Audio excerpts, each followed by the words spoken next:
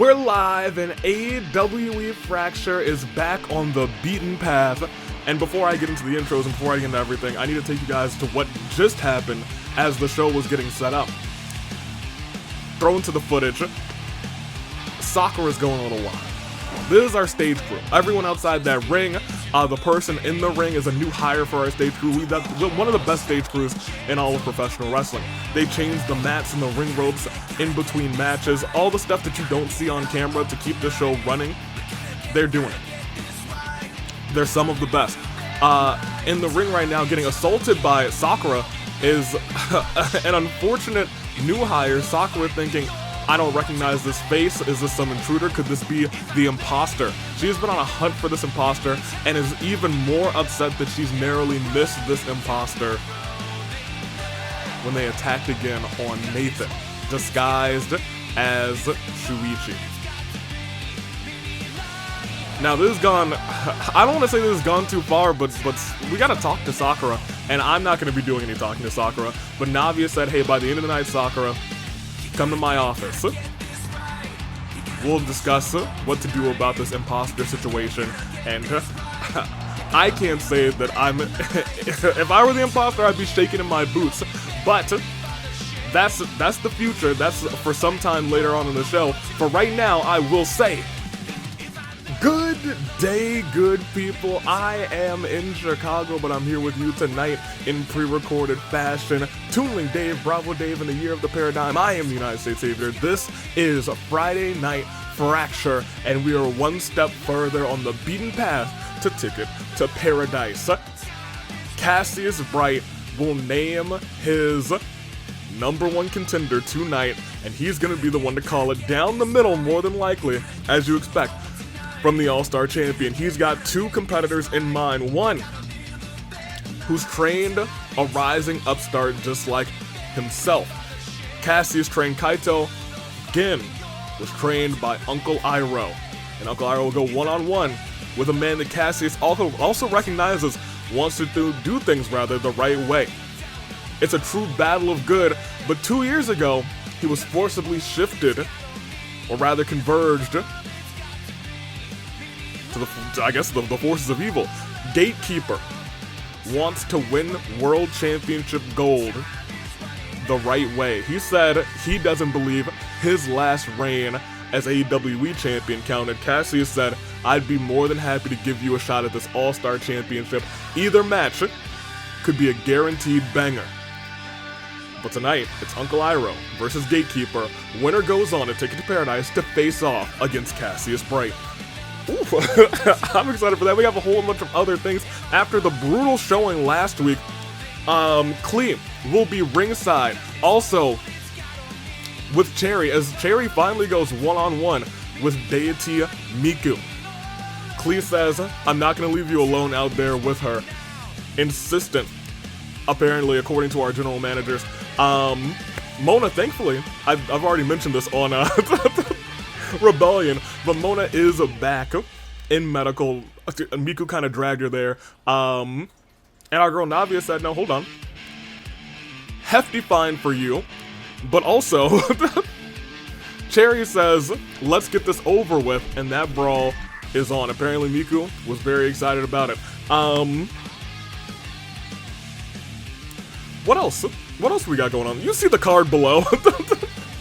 We got golden ticket qualifier matches. Starting to see your votes go down. 6 of your vote people are in the description. I know who they are, but you can read them right now. I'm no longer on the match screen, so it is less evident for me, but I'm gonna go down and I'm ready to give you guys this as we continue on with our show, because it's gonna be a fantastic show, as you can see. And we gotta start off with one thing and one thing only.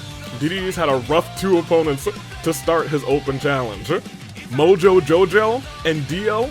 Jojo and Dio, that's crazy. It is crazy. And I'm wondering who else crazy might show up as this night starts in an electric fashion. The following is a 2 out of 3 falls match. Making his way to the ring from out of this world, weighing in at 500 pounds, King Dedede. King Dedede has had a rough start, as I've said earlier, to his open challenge. Has not picked up a single win, but more importantly, hasn't picked up a single pinfall. Dio wrecked him. Mojo Jojo sent him sky high, and this is a 500-pound penguin. It ain't easy to do that. Who will show up tonight to face off against King Dedede? I am unsure, but you know what? I'm excited to find out. Dedede waits on, still kind of maybe a smile, but maybe kind of an angry smile, saying, whoever is next, I'm gonna get him. Wait a minute. No shot. And his opponent from Houston, Texas, weighing in at 251 pounds, Booker T. That's the #1 star of the OC division. He is the best to never do it in the AWE, but lo and behold, he's doing it tonight. It's Booker T. Five-time champion. It's real. Booker T is gonna fight Dedede. The master of the spinneroonie. He'll hit you with a bookend. He will take you down in a moment's notice, but can he beat a 500-pound penguin? I did not think I'd ever have to ask myself that question, but I'm still gonna get an answer, and that answer will come through in this hammer time battle tonight. Dedede, Booker T, one-on-one, and it starts right now. Into the corner. Nope. Reversal by Dedede, but Booker steps out of the way. Oh, man. And Booker just stares at us like, what on earth? Oh, man. It's no shucky ducky quack quack tonight. It is a shucky penguin quack quack. I don't think penguins quack either, but you get what I'm saying. Booker T is live and not taking it to Dedede, at least not yet, but you know what? That might change in just a moment after that impressive suplex. Keep in mind, that's a 500-pound penguin. That's no easy lift. That's, if you put him in a box, that's a team lift. That's a 500-pound penguin. Booker going for it, looks like a submission early on, wrenching back the head of Dedede, but Dedede able to pull him through. And stepping on the face of Booker T. Now, Booker T is a seasoned veteran. He knows how to carry himself in a wrestling match. We call him the best to never do it in the AWE, but he's definitely done it all around the world. In different divisions and different wrestling organizations, all over, and oof. My gosh, Dedede stepping out saying, all right, this guy might know what he's doing, but will he know what he's doing when there's a sledgehammer in his chest? Ooh, hold on, Booker may not get a sledgehammer in his chest because he's hitting some nasty combos on King Dedede. Dedede getting lifted up. Tossed into the corner again. These two love the corners out here. Ooh, big punch right to the beak. Might have been a dirty, oh my gosh, grabbed him by the crotch and just sent him flying to the ground. Looked like an inverse scoop slam. Not sure how we managed it. Once again, this is a 500-pound penguin. Big chop. And Booker, this is honestly in his wheelhouse right now, is he's taking it to the king. And a regular scoop slam this time. Dedede the first person to pick up some damage in this fight. This is crazy. This is a wild, but you know what? It's Booker T. It's Booker T. You should have expected that. Booker T now going under the ring saying, I don't want that sledgehammer over there.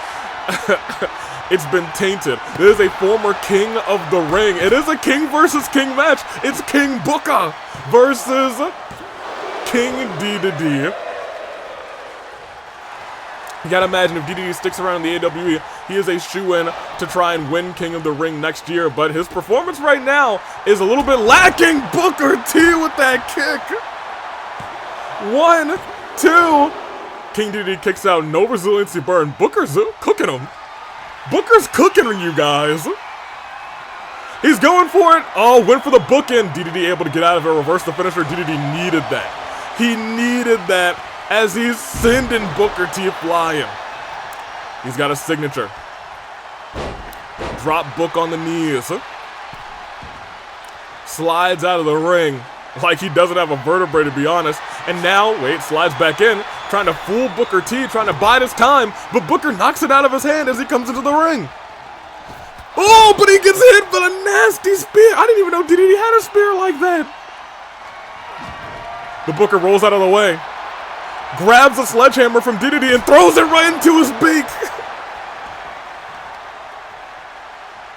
Dedede's busted open Booker T.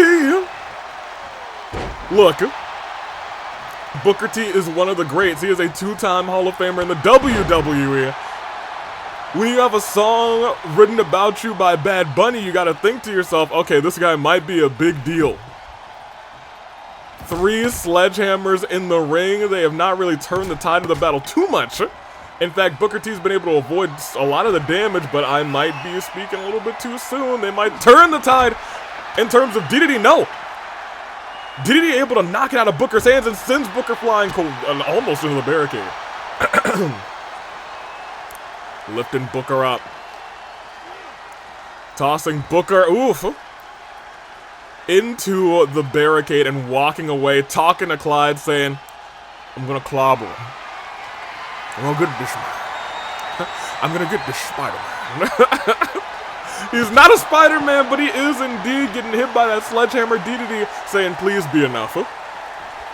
It's gotta be enough. 1, it ain't even close to enough. Booker T kicks out of 1. Standing up.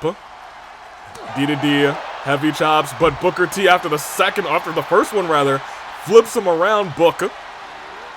Toss him into the post. I don't know how Dedede kind of just floated back into reality. Where went the gravity? In fact, as Booker T is now getting wailed away on, Dedede starting to turn this around. If he's able to stun Booker or hit his finisher, it could be curtains. Getting dropped like that will severely damage your tailbone, and for the first time in what feels like the entirety of his open challenge, Booker T, however, used Iron Jaw. I was gonna say Dedede is in control with the sledgehammer, but Booker T used Iron Jaw. But reversal by Dedede has Booker in the corner. Booker with the reversal. Dedede still, I think, has the advantage, 500 pounds, and he just lifted him up and swatted him down. What on earth? Booker back in the ring, using that sledgehammer, realizing he's got that signature, he's almost got 2 finishers. Booker wailing away at Dedede, 500-pound penguin, and a big clothesline by that penguin indeed, rolling out. Into the corner, Dedede running, big clothesline to the back, whips him down, and a big, oh my gosh, sat down on him. That might be the first pinfall. 1, 2. It's resiliency, and King Dedede has a super finisher. Everyone's wondering, will he use it? Who even knows what it is, if I'm going to be completely honest with you. He's climbing up, going up to the top rope. Oh no, if a 500-pound penguin falls on you, ain't no way you're kicking out. Calling for him to get up. Booker, can you get out of this? Oh, double knees! Double D to knees! 1, 2, and that's Booker T. That's the first fall Dedede has gotten in this whole tournament. Not tournament, this whole open challenge. If he gets another one, he beats Booker T. Booker T rolls out of the way. Boom! Big kick by Booker. Oh, and there's that scissor kick Booker T made famous. Going into the pinfall, no rope break for 1, for 2. He doesn't have resiliency. I thought that was 3. You can see Dedede holding his head. And now he's holding his guts. And Booker T is saying, alright, don't worry, his falls count anywhere. Oh yeah, man. as he goes jumping out. Booker T, not known for being a high flyer. But he's got a nice little crossbody there. DDT.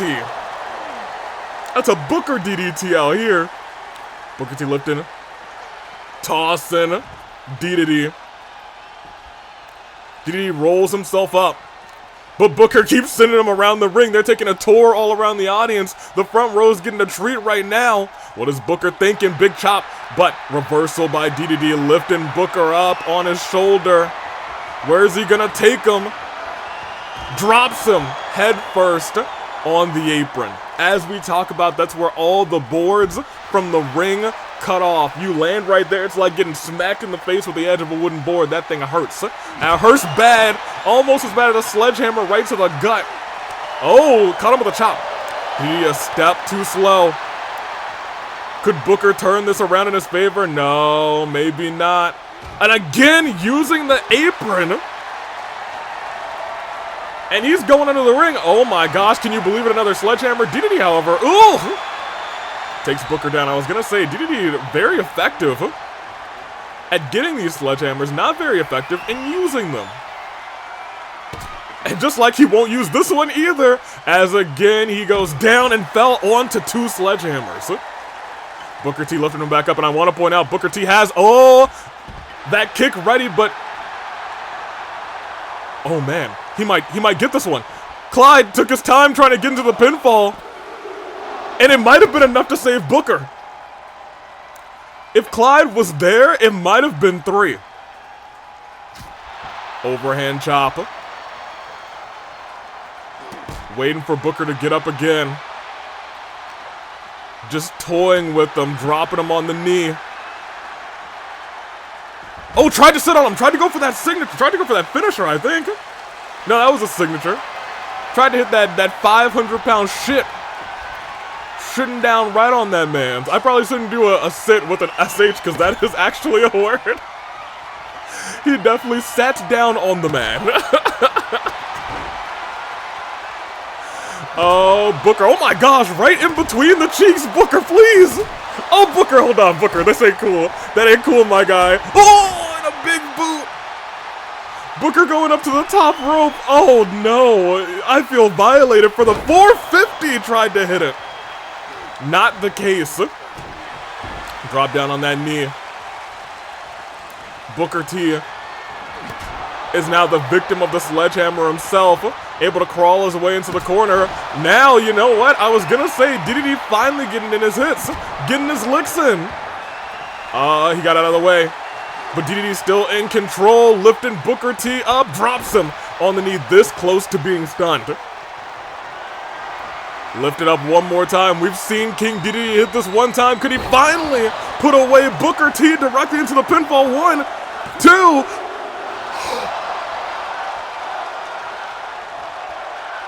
Y'all, I told you earlier, you get a Bad Bunny song named after you, you must be good. Oh my gosh. Hit him right in the noggin. Oh, what has he got going on here? Oh, there's a submission hold. And there's a submission. Oh, but look at that. Dedede able to get out of it, wiggles his way out of it, turns around. Oh, but look at that. Oh, wait, look at this. The bookend connects.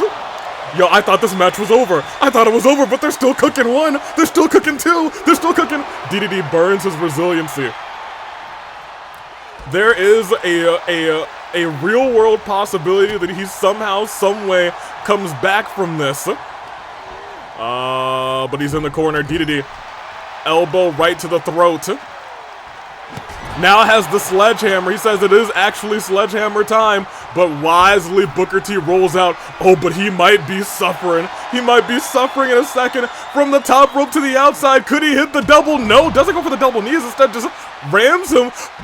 And Booker T wisely plucks the legs that he's been targeting most of this match, but Dedede still has power left in him to push Booker T away. This has turned out to be a classic fight, but look at this. Sends him to the ground, and ladies and gentlemen, 1, 2, he's picked up his first win in the Open Challenge, and what a fight it was. Hey, I told you, Booker T is an artist in the ring. He ain't win that thing, but boy, did you believe many times that, oh my gosh, Dedede is about to lose again. Congratulations to King Dedede.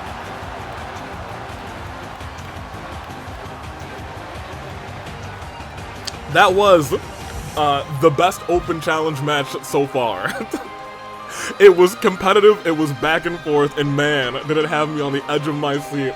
I wish it were live. But you guys have all seen it in this premiere as you hit me right back with a little bit of electricity. Thank you. Whew, what a start. What a start to the show. But we must keep going. We must go on. We cannot wait. Because this next match is going to be fantastic. In the sense that Burnice and Sayaka were the last two people in the Rumble match. And now Sayaka's going one-on-one with a member of the Flame Tribe. Burnice, not so focused on the Tag Team Championships right now, says, Yukiko, don't worry, I'll get her for you. And so now Sayaka Mizuno is going one-on-one with Burnice, the woman who last eliminated her from the Rumble match. Who will come out on top when they are both at 100% and no longer just relying on the top rope to give them victory? Well, let's find out as things get electric.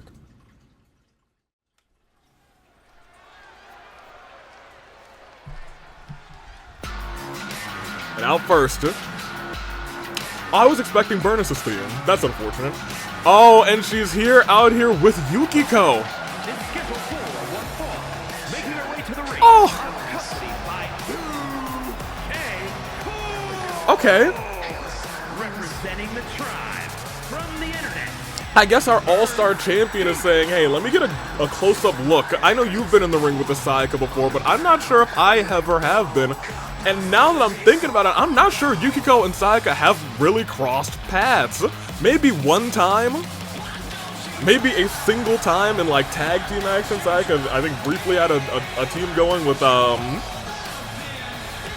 the short pink-haired girl from Spy Family, Anya.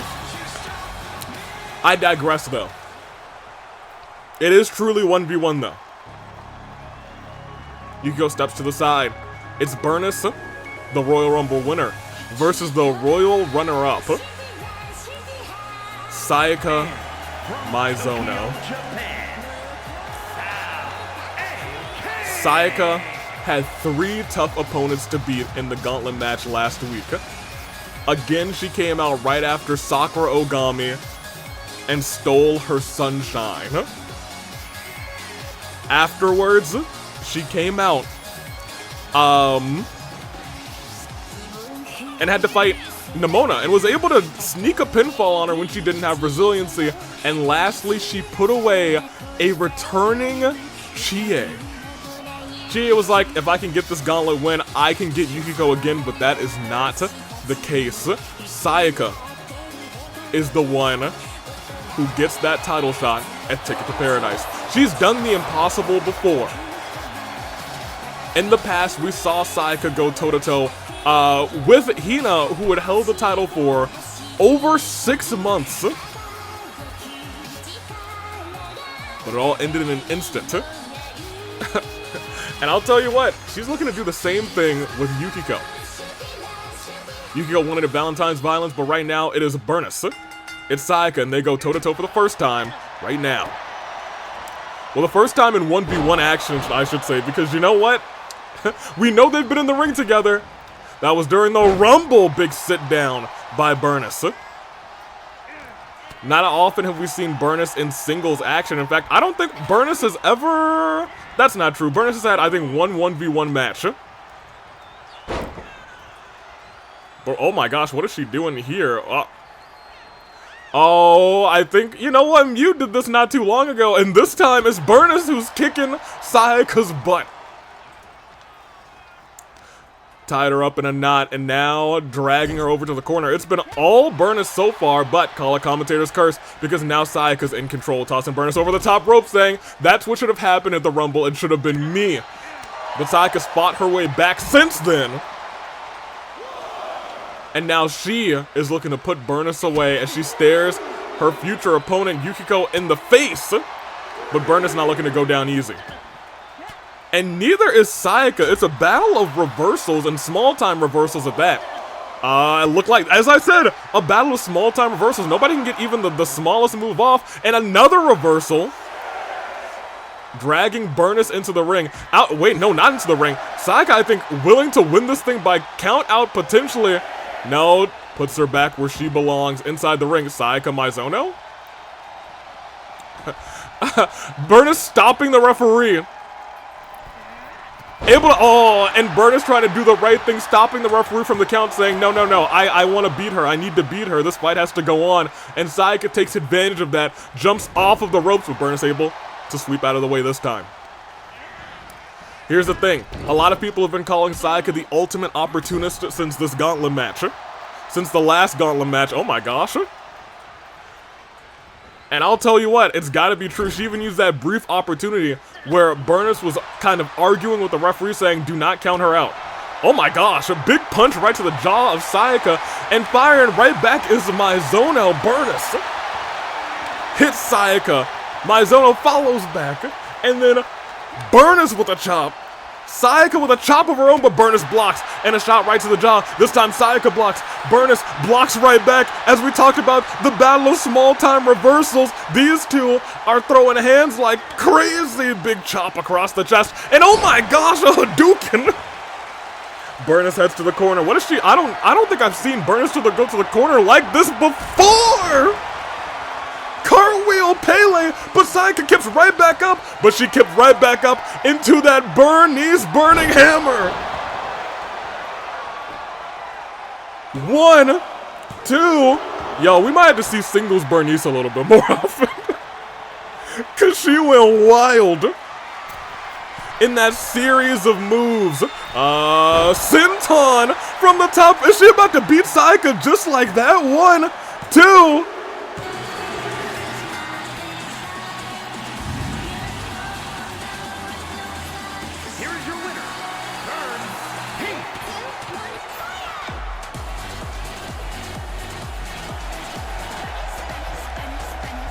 An opportunity did not present itself. And Burnice cooked Sayaka, saying, what happened at the Rumble is what should have happened at the Rumble.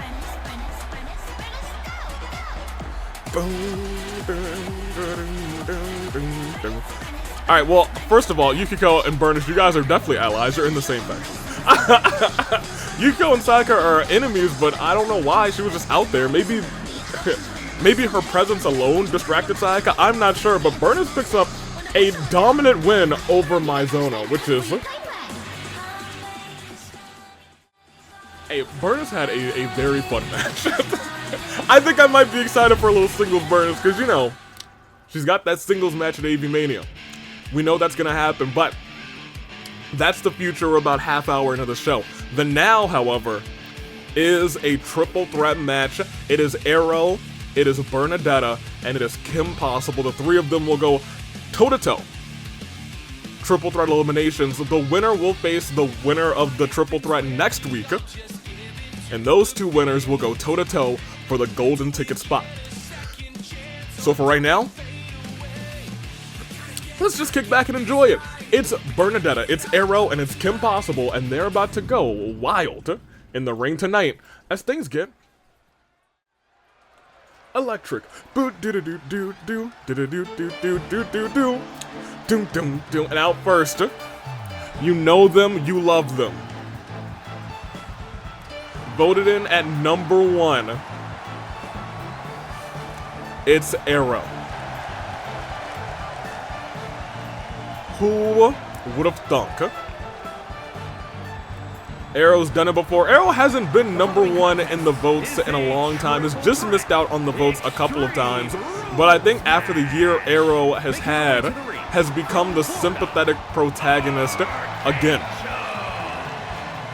Here's the thing, Iroh, they're up against two very strong opponents. Two very, very, very strong opponents. Kim Possible. Well, actually, I don't know how strong Bernie is. I'll be real, maybe Bernie is kind of the weak link in this fight. Bernadetta is probably terrified. I don't know what Bernadetta is gonna do. She's gonna have to be on a live stream right now. What if her father's watching? I'm sure that thought has probably crossed her mind, and if it hasn't, she might be panicking. She might not make it. She might not walk out. That's the truth of the nature. And her opponents, first from another time, Bernie Violence. Is she wearing a pair of glasses to try and disguise herself? Saying, no, that's not Bernadetta. Don't tell my father. Oh my gosh, Bernie. No. Bernie, that ain't gonna work. He's gonna know it's you. Everyone's gonna know it's you. Bernadetta makes her way to the arena. Hold on. Let me text Clyde.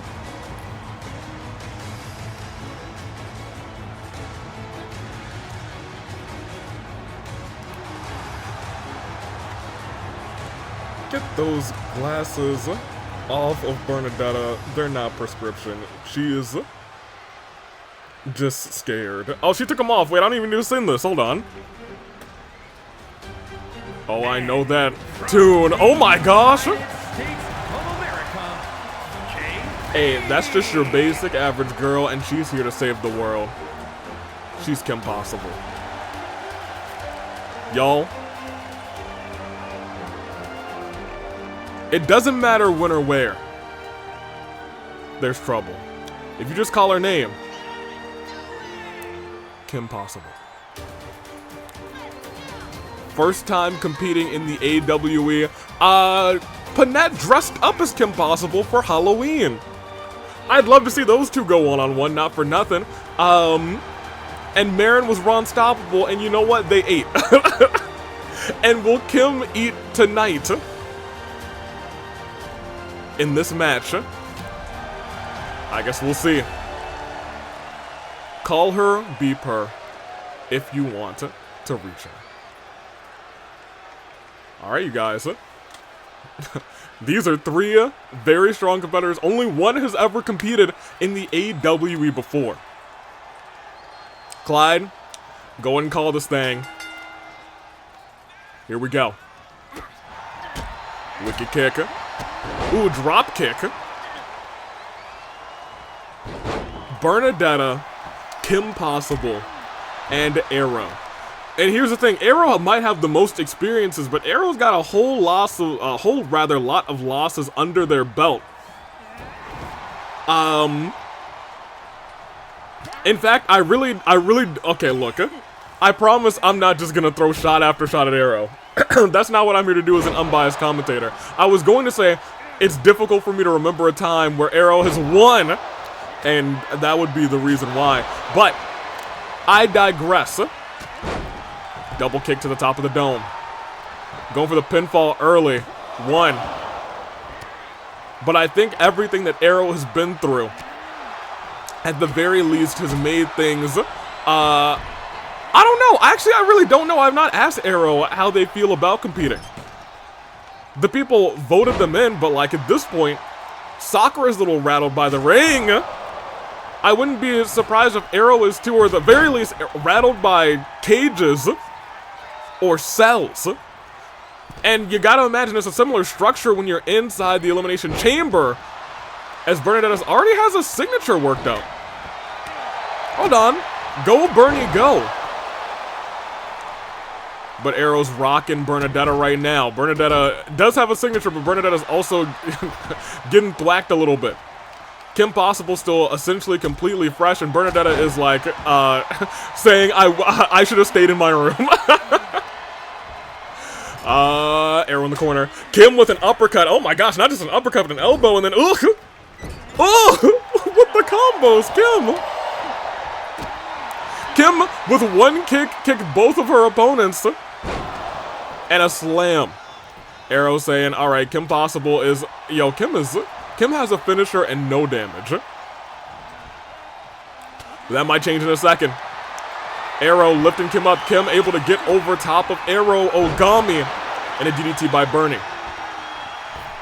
Bernie takes a nasty no. Actually plucks the legs of Iroh. Iroh rolling out of the ring. Kim Possible tossing Bernie in the corner. Big kick to the throat by Kim. Oh, but Kim's not done. Look at that super secret agent flips and tricks. 1, 2, and you know what? I said super secret agent. There's Kim Possible, you know, Kim Possible saving the world. That ain't actually no secret. Roll up on Iroh. Kick out before 1. Iroh does have a signature. Gonna have to use it on Kim. Absolutely, certainly is gonna have to use it on Kim. Here's the thing. Will it happen is the real question. Neck breaker onto Possible.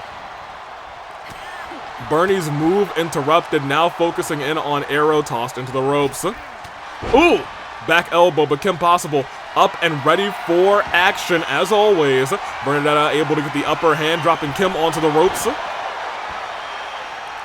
But Iroh, ooh, missing Wally with that move, takes a knee to the kidneys, and Kim, goodness gracious, nearly decapitates Bernie with that blow. Iroh going after the knees of Bernadetta. I was gonna say, it's hard to think about who you want to root for in a fight like this. Because everybody got their votes. Hold on, Kim Possible trying to sneak a, no, not trying to sneak a pinfall. They're trying to tap Bernadetta out right now. Iroh watching from the side saying, okay, that could be my moment, then I can maybe sneak a pin on Kim Possible. I'm not sure if that's gonna work. Kim Possible seems to be an elite competitor, and Bernadetta sneaking out of that suplex, chop block to the back of the knee, and Kim Possible is lying in wait. Shot back, and oh my gosh, super kick right to Iroh, and Bernadetta just saying, no, please. Let me win this quickly so I can go back to my room. Oh, but there's a Salida del Sol directly into the pin. That might be it for Bernadetta Vaughn.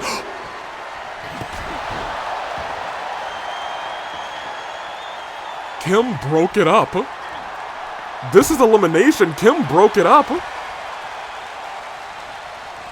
At number, maybe, I don't know why. I have no idea. I got no answers for you, Neckbreaker on the Bernie. If there's a world where somehow, someway Bernie wins this thing, and it's because of that breakup. After that, Neckbreaker connects on Kim. Knee strike to the head. Iroh needs to use that signature on Kim Possible before Kim can use her signature on them. Big kick by Iroh. Going outside the ring, knowing all weapons are legal. The rules don't apply. In fact, the rules, they are extreme. Ooh! Knock the kendo stick. Shades of Sakura. Oh no. Leg balance. Insecurity.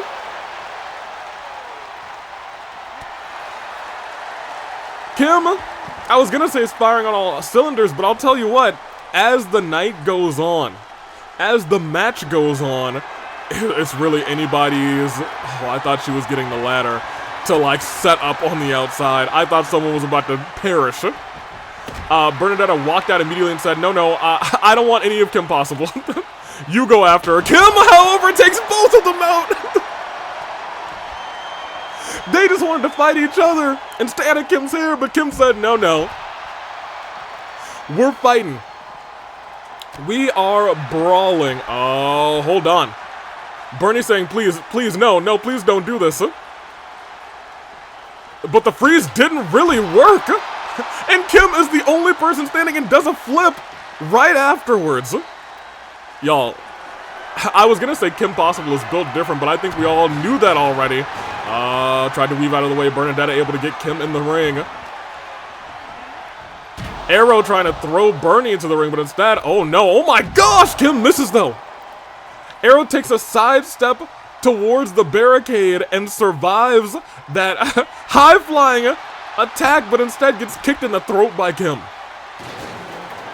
Bernadetta looking for another weapon. I thought for a second she was just trying to climb underneath the ring. You got to imagine, Bernie could have been out of this fight already.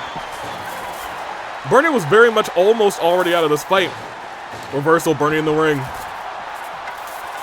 Iroh in the ring as well. And Bernie wailing away on the back of the neck of Iroh. Lifting Iroh right back up. Trying to hit that finisher. Oh, but Iroh with a reversal. Kim, victim of a suplex. Iroh dodging. Bernie dragging Iroh to the corner. Kim Possible wiped out on the outside. It is a battle of Orpal right now. Wait a minute. Hold on a minute. It was a battle of Orpal, but look at Bernie is sliding baseball slide outside of the ring from one side to another side. Oh boy. You know, I thought to myself, dang, Kim's trying to kill somebody, but she didn't actually bring out the ladder. And there's a table set up now too, y'all. All we need is a chair. You don't think Kim Possible is gonna try and put Bernie through that table? I think Kim Possible wants carnage. That's crazy. That's wild. Suplex, everyone dancing around that table. She's begging Kim to get up. Oh, but Kim, again, Bernie saves herself. Bernie saved herself. And instead, wait a minute. Ugh! Onto the stairs. Bernie said, you thought you were going on that table. Instead, you're going right onto these stairs real quick. Bernie picks the table back up and said, okay, this thing almost killed me, so maybe not. All three competitors back into the ring. Kim was about to hit a big finisher there. Ugh! And a double chop block, able to take out, I was going to say able to take out both Bernie and Kim. Oh, but a reversal there. Sent outside of the ring as well, but that may have been bad news for Iroh, who's alone in the ring with Kim Possible. Into the corner. Uppercut. Oh, we saw this combination before. A 619 to the turnbuckle, hops right back in. Oh, no! And a big splash right afterwards. Picture perfect. 1, 2, and Iroh doesn't have resiliency right now. That's 3. That's 3. Oh, no. Oh, wait. I thought that Kim was about to be on that ladder for a second. Bernie burned resiliency early in this fight. Bernie could have been out of this match a hot minute ago. But Kim Possible now is the one who's on that ladder. The ladder she set up herself. And she's getting dropped face first onto it. This may be the turnaround that Bernadetta needed. Saying, get in here, Kim. I'm ready for you. Except now is not ready for her. She has to get out. Iroh. Tough competition, but is the first one eliminated in this bout. Bernie staring through at Kim. They're about to meet right here. Ugh! On the hard cam side. Telling her to get away. Hold on. Ran through her, but Bernie back to her senses. Takes Kim Possible down. There's a world. Bernie has a signature and a finisher. There's a world where she beats Kim Possible.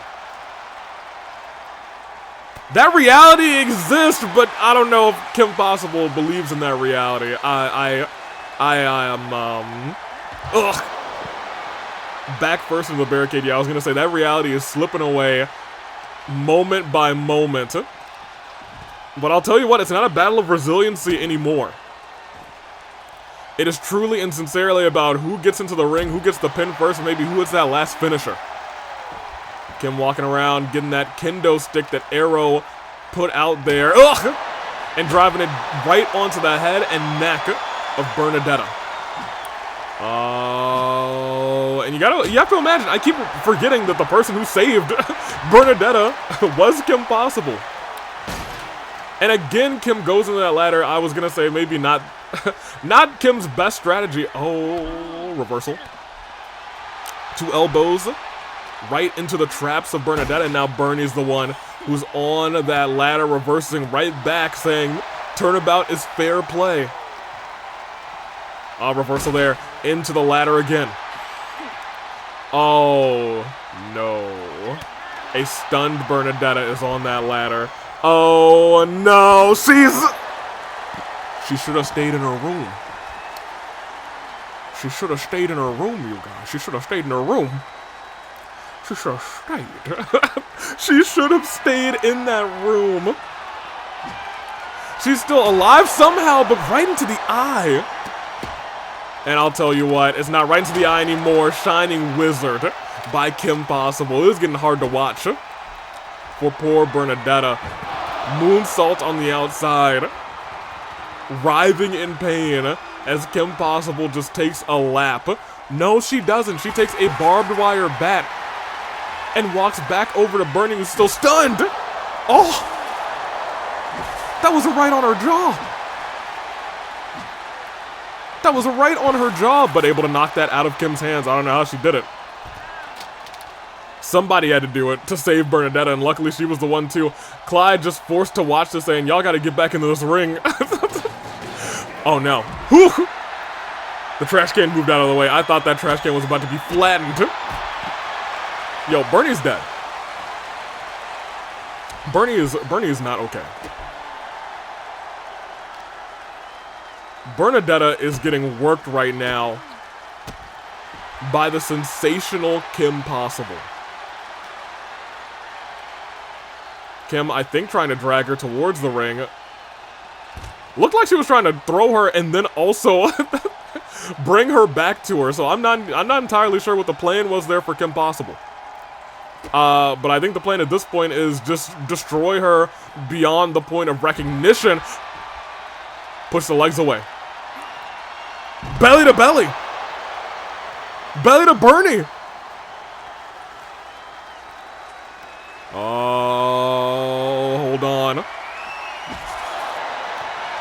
Right onto the ankle. Trying to hit Kim again. It's just not working. She reversed it, and now Kim caught the leg again. Hold on. Bernie is somehow fighting back, hitting a combination of her own, able to stun Kim Possible. This could be the turnaround. This could be what she needed. Threw her into I guess towards the trash can. Kind of ran into it on her way down. If Bernie's able to get Kim back into the ring, she did not throw her back into the ring. I was gonna say if she throws her, oh, she's not throwing her back into the ring. She's saying if I hit this finisher and then throw you back into the ring, it could be all over. Kick to the back of the neck and slammed face first. You guys? I was gonna say it might be curtains for Kim, but Kim with a reversal right after the finisher is crazy. It's crazy. Work, Kim Possible. Y'all, calm down. The winner of this match is gonna have to fight a match against the winner of the other one. You don't want to be injured. You want to end this thing quickly.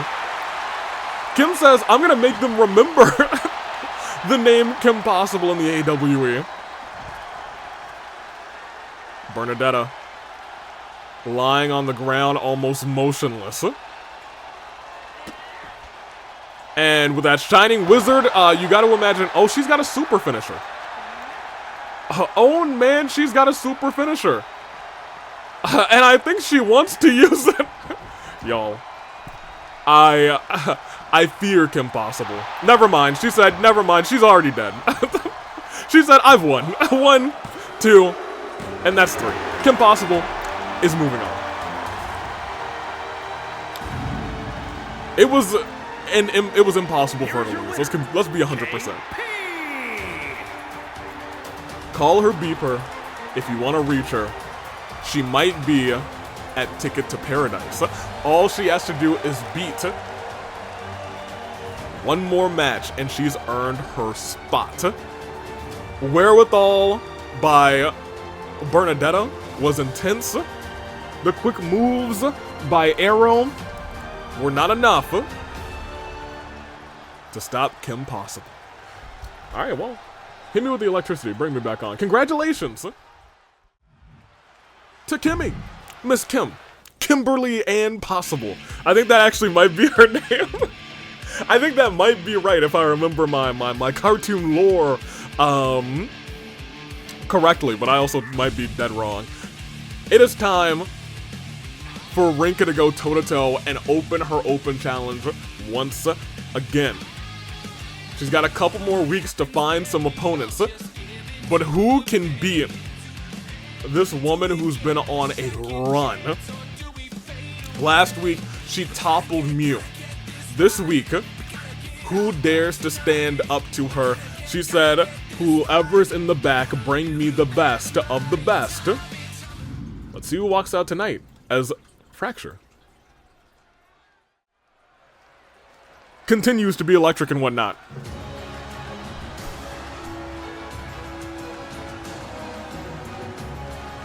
There is... yeah, I expect Rinkah to come out first. You know what so here's what I think. I think Mew said, she cut in line and said, I don't care if you're champion. I don't care if it's your open challenge.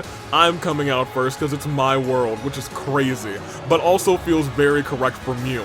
This time, Rinkah said, at least whoever's coming out this time respects the champ. Respects the queen. Respects the Flame Tribe, which I do. I'll be real, Rinkah, ever since her return, has shown grit, has shown determination, ran through the entirety of the Queen of AWE tournament, injured, and beat everybody, and then beat the champion. And now she is the champion. She'll be defending that title at Ticket to Paradise. I'm excited to see if anyone's able to topple her.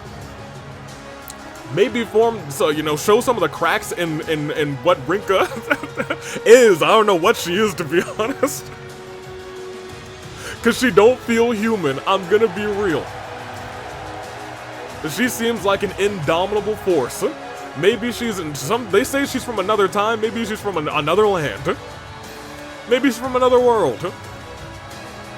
I'm not sure. But whoever has the moxie to go toe to toe with Rinkah, Godspeed to you. This is literally the same music, but it's purple. From the same game. And I'd like to point out these two went toe to toe in the Royal Crown tournament. Camilla said, you got lucky against me in that tournament. We go 1v1 this time.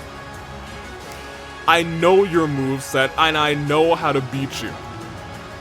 Camilla and Rinkah in a rematch. This is legitimately a rematch. But here's the thing. If Camilla does win this one, you can call Ticket to Paradise a little bit of a rubber match. She will be in that fight for Rinkah's AWE Championship. Can Camilla... I'm sorry, I was distracted. Can Camilla come through in this fight and pick up a W against Rinkah? We'll see. Rinkah stares her down saying, I've fought you before, and it was a grand fight. And I'll admit, it was an awesome fight that those two had. But now Rinkah's at 100%. We'll see what Camilla's able to do as she gets turned inside out immediately by a clothesline. Camilla gets stomped on the back. Lifted up by the horns, it looks like, and just tossed to the side.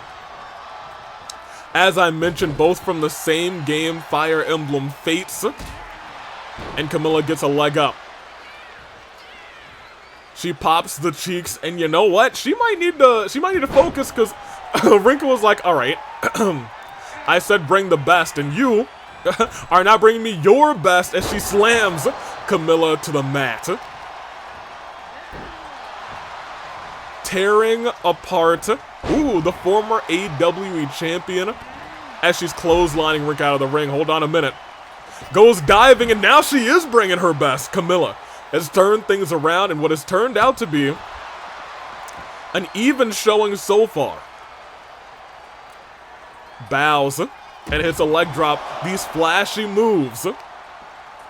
I'll tell you what, never really the greatest of ideas. You gotta keep in mind, use the cheeks. You gotta keep in mind. In these fights, countouts, you could beat Rinkah that way. Ooh.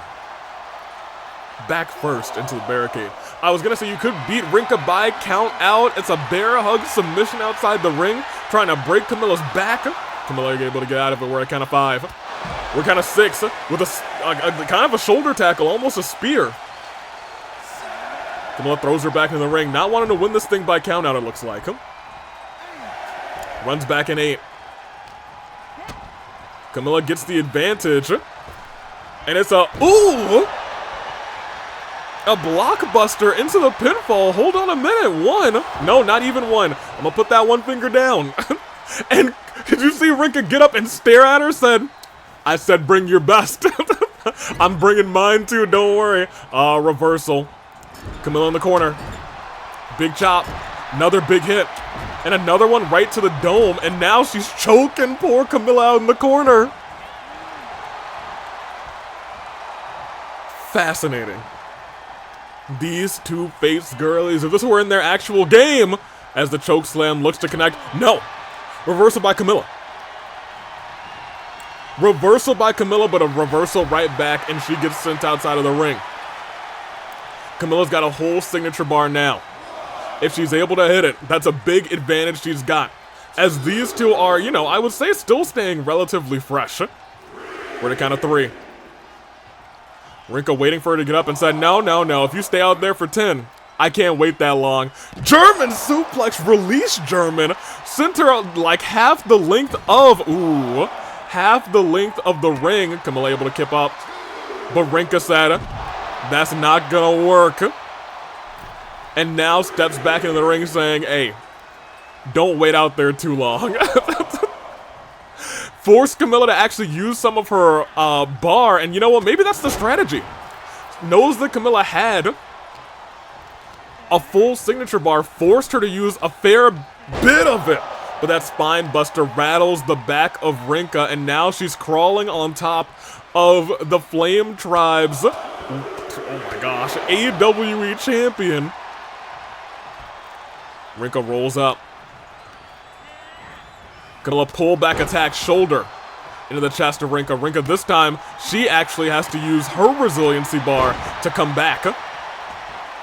This has been a very even showing. The combination, it's kind of been flair versus power with the spear. And that is the tale of this No, y'all. We eating good tonight. That was Rinkah's best shot. That shot that has put away countless superstars on the roster in the past couple of months. And Camilla's raged up. There is a world, she didn't burn resiliency off of that spear. There's a world where Camilla gets her lick back. But Rinkah said, hey, if you want to get your lick back, you're going to have to earn it. As these two go toe-to-toe, they're trading blows. Nobody's given up a single shot yet. And right back, and Camilla right back as well. And Rinkah said, hit me again, why don't you? Hits her right back. And a big chop. But Rinkah catches it, fires back. Fires back again. This is pretty even. It's right down the middle. As these two just wail away at each other, this may be the most even match we've ever seen for Rinkah. But she's turned around. Camilla's stunned. Turned around again, and the choke slam connects this time. And Rinkah wastes no time going to the corner, and she's setting up for the spear. That's one, that's two, and that's resiliency burn this time by Camilla. What a turnaround, what a brawl this has been. Between two of AWE's best. Reversal. She was going for that unprotected over and over again. Shots to the back of the neck. Camilla again with that blockbuster. Lands Rinkah on the back of her neck. If she's able to potentially hit that twist of Fire Emblem, fates. Rinkah does not have resiliency.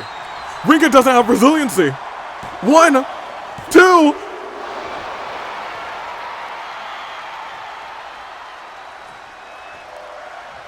I think we all thought there was a moment.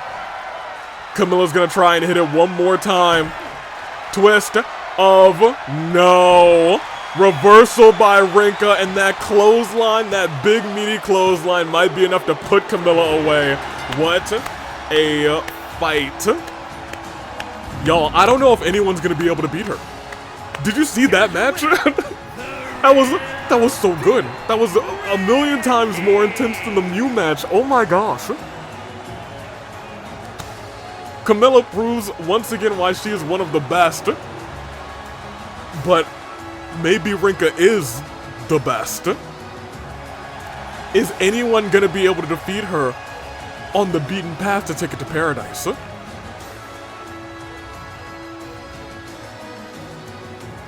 At first the question is who's gonna be in that match. The real question is, will it just be one more open challenge at Ticket to Paradise? I don't know. But that match was tough, so I ain't too mad. If she go put out bangers like this, I can't complain. I can't complain. She said she wanted to prove her dominance, and so far she has been doing just that. In great matches too, however. So far, Mew, gone. Camilla, gone. We got what, 3 more weeks? Is that right? 3 more Fridays? Correct. 1, 2, 3 more Fridays, 3 more opponents. Can any of them beat Rinkah is the real question. I don't know. I will say though, we got ourselves another triple threat match earlier tonight. Kim Possible moved 1 step forward in your voting expedition tonight. John Cena, Boothill, and Markiplier look to do the same thing. Which one will come out on top? Let's find out as this electric night keeps on being electric. Good evening, everyone, and welcome. I'm Boothill. The following contest is a triple threat extreme. Oh, this song sounds familiar. Making his way to the ring from out of this world, weighing in at 164 pounds, Boothill. Whatever you want, whatever you need. So good you'll never ever want to leave. Anything that you desire, set that motherfucker on fire. I'll make you spend your credits all away. That's my desire. You know I'm the real deal. What's left to say? But 3, 2, 1, fire.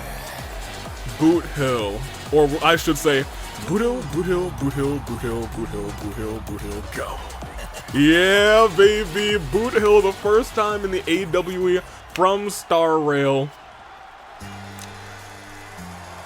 Boo! I mean, wait, hold on. I don't know what John Cena I'm booing at right now. Ladies and gentlemen,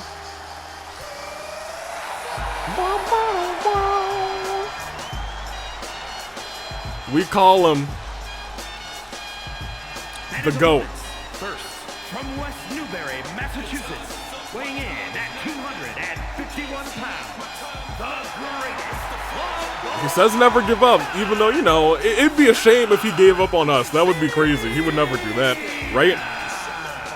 John Cena looks to go toe-to-toe with Boothill and Markiplier tonight. The best of luck to John Cena. Will John Cena enter the Elimination Chamber? You don't, I mean, the last time John Cena was in an Elimination Chamber, he, y'all, I think we have to stop him.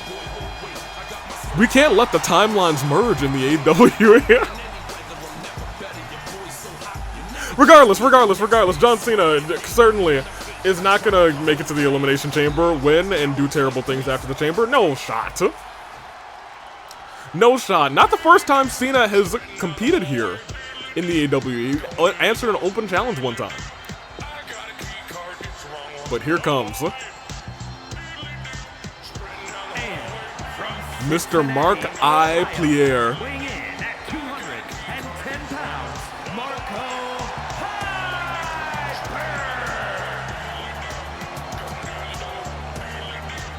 Markiplier. One of the internet's most beloved gentlemen.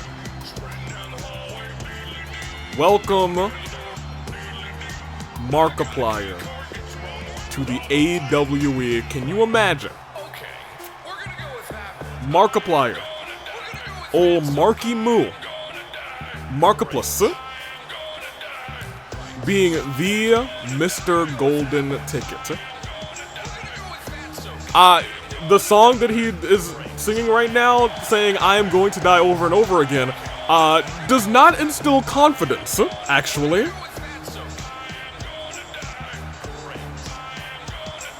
I don't know if he's gonna win. If his song is anything to go by, we will see though. It is a triple threat match.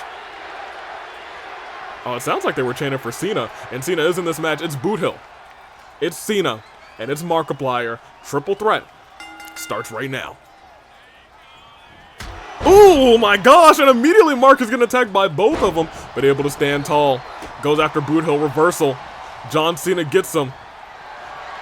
Y'all gotta remember, this is John Cena we're talking about. The master of kicking out at 2.9.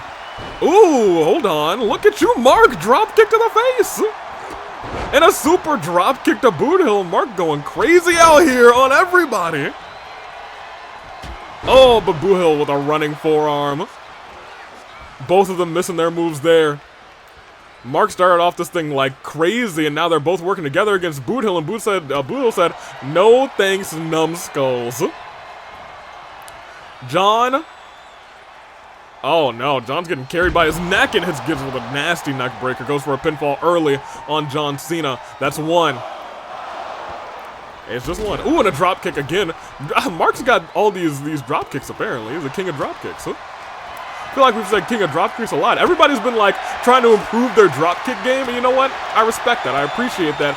John Cena with a punch to Mark's kidneys and hits. Oh, tried it a German suplex. Instead, standing switch into a Frankensteiner by Mark, and now there's a big old sledgehammer. Boothill's really trying to get John Cena out of here. I don't know if he's familiar with his game. Boothill, I don't know if you know this, man. It's going to take a lot more than one sledgehammer to the gut. It's going to take an entire nexus, and I'll be real, that's still not going to be enough. It's still not going to be enough. Oh, Mark going crazy out here. Doing like a rainbow kick onto Boothill, getting him stunned onto the ropes. Going after that knee. Pull back attack into the elbow. Standing moonsault by Mark. That actually might have been a standing shooting star. I did not see the direction. But that is one. No, not even one. Mark's still in this thing strong. In fact, Mark has a signature. And he's also raged up. Dragging Boothill to the corner. Going for a little scoop slam. Not the case this time. John Cena going a little wild. Mark begging for Boothill to get up, but instead John Cena interrupts him. John Cena also has a signature, so keep that in mind. Whip through. And a drop kick to the head. Mark fighting everybody off. Boothill with a headbutt, and now Boothill with a double knees, triple knees, all of these to Markiplier, but oh my gosh, shot right to the head. Mark moves out of the way. But reversal of the finisher, John Cena. In the middle of the ring with Markiplier. And dropped onto the ropes. John climbing up to the top rope. And oh my gosh, a big splash on the Mark. And he's going for it again, John Cena. Could he be going for the top rope? 5-knuckle shuffle? No, tried to jump at Boothill. Boothill tried to get him down. And honestly, the only one unharmed in that instance was Markiplier, but that's about to change with that knee strike. Mark kips right back up afterwards. And instead, he gets beaten down again by Boothill, but I want to point out John Cena is mere moments away from earning that attitude adjustment. Can you imagine if John Cena wins golden ticket? We could get John Cena versus Cassius Bright. Drop back first. Sends Boothill going. John looking around. Turns him around. Oh, wait. He was going for that attitude adjustment, and Boothill connects on John Cena. 1, 2. That was Bootkill out of nowhere, and John's burned resiliency. Hurricane Rod onto Boothill. Almost onto Bootkill. Kick to the back. of Mark's leg. Both missing their moves, but Mark is the one who was down on the ground, and we're seeing a suplex by John. Boothill saying, yeah, this is my match, I got this. John Cena has taken the most damage, the most suffering in this fight. And that dropkick misses thanks to Boothill, as he's still going after John. I think Boothill just wants to, oh, hold on, Boothill's actually busted by Markiplier. I think Boothill seeing his own blood is not what you want. If you are Markiplier, hold on a minute. He was going for that signature reversed. Markiplier trying to get something. He knows that he doesn't have resiliency, but this early in the match, or rather this early in him getting assaulted. Oh, uppercut on the John. I think Mark realizing I gotta get Boothill down a peg. Mark getting dragged over to the ropes. Able to stop John. But from behind, Boothill sends him down. Says, finish him. Throats. Oh my gosh. Thumb right to the throat, but John. Once again, Cena going wild. Elbow drop to Boothill.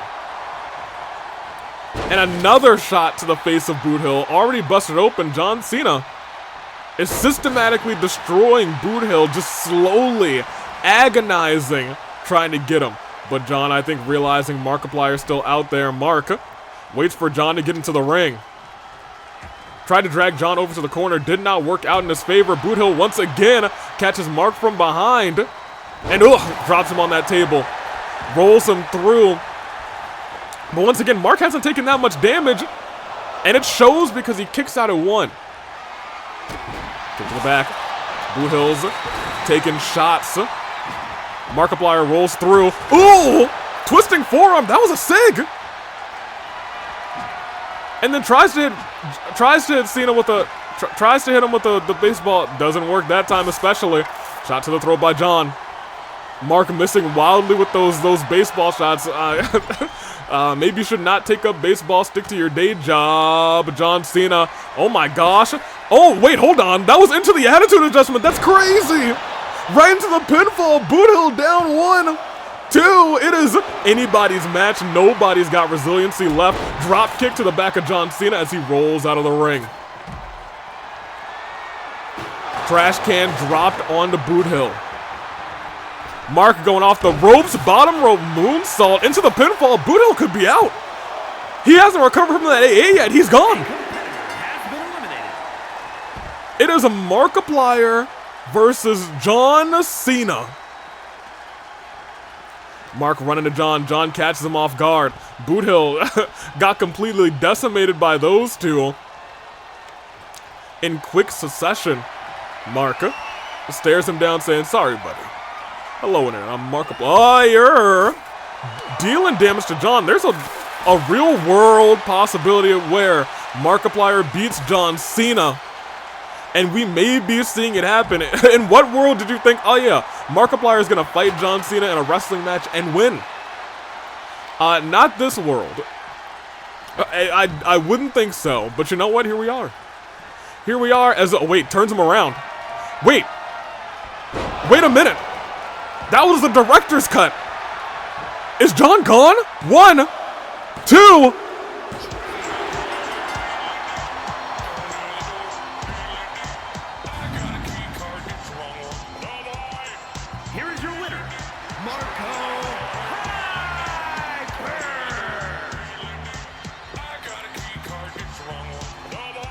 Markiplier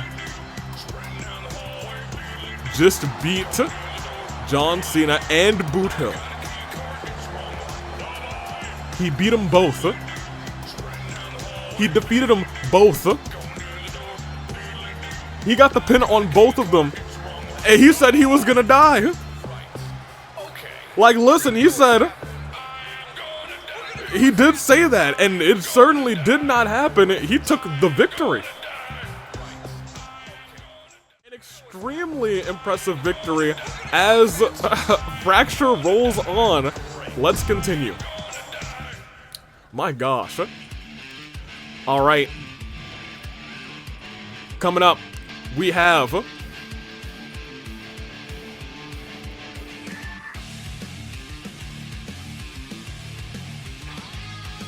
Hold on.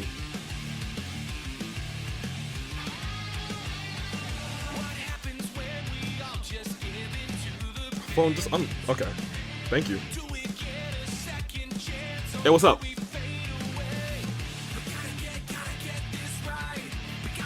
The parking lot? Miku's literally about to fight. We got cams out there? We do have cams. Yeah, show us send us to the security cams. Hey, hold on. I'm gonna tell everybody. We got shenanigans going on. We got shenanigans going on. Miku's about to fight, but Miku's literally in the parking lot right now. Can we cut us? Can we cut us? We're cutting back. Oh, it is Miku.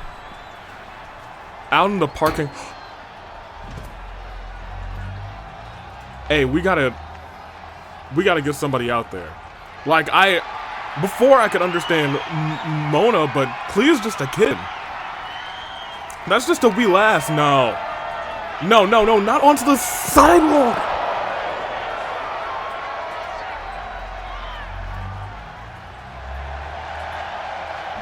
And taking a bow is sickening. Walking back, that's not enough? Why? Miku, you literally have a match in a second. Klee was supposed to be ringside. Is that what this is all about? Is she thinking Klee is also standing? Oh no! That's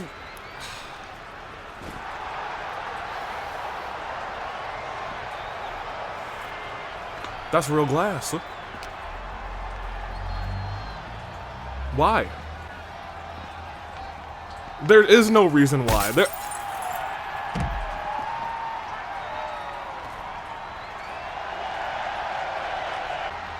is sick. Hey, be done. What are you doing? She's already bloodied.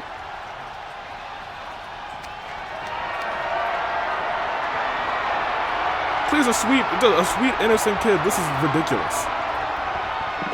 Where are you even taking her? Put her on the. Oh no, no, not the scaffolding. Is that glass down there? Hey, no.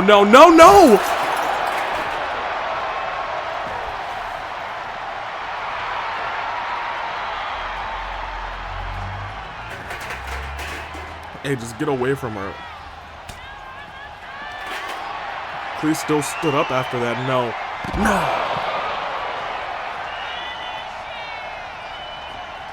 Oh, no.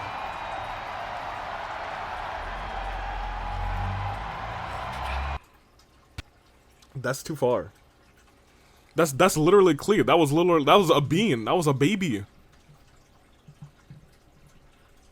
Miku's deranged. She's insane. She's about to be in the ring with Cherry.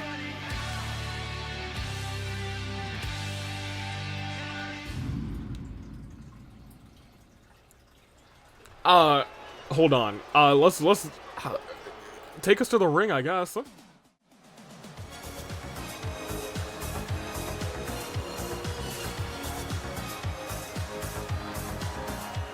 This is as good a time to talk about this as any.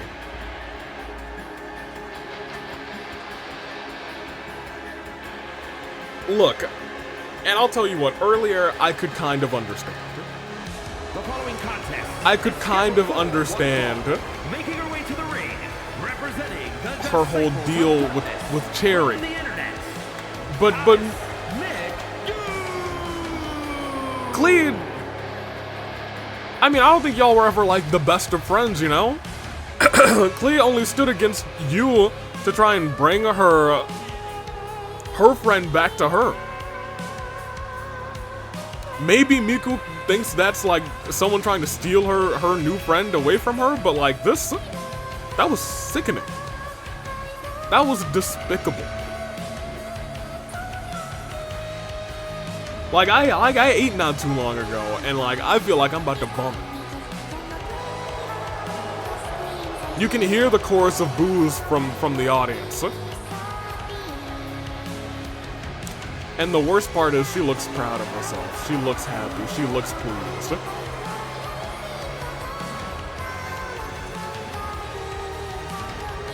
Disgusting. Awful. Awful human being? No, awful deity. I was gonna say I have no hope in Cherry to win this match. And in my heart of hearts, I still don't. But I'm gonna be real with you. I hope she gives her what for. I hope she gives her what for. The Mona thing, it was too far.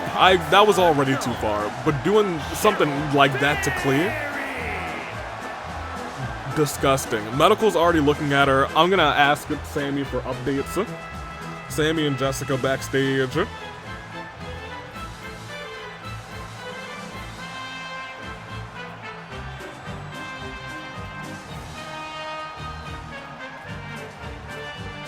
Keep me posted on Klee's status.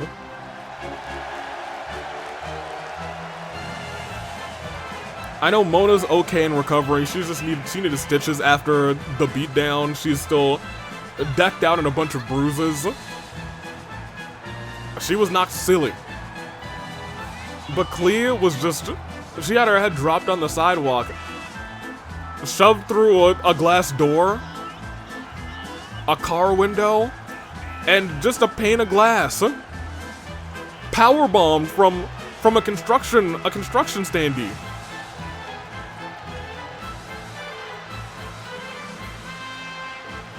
Look, we've seen some pretty rough, some pretty awful things go down here in the AEW.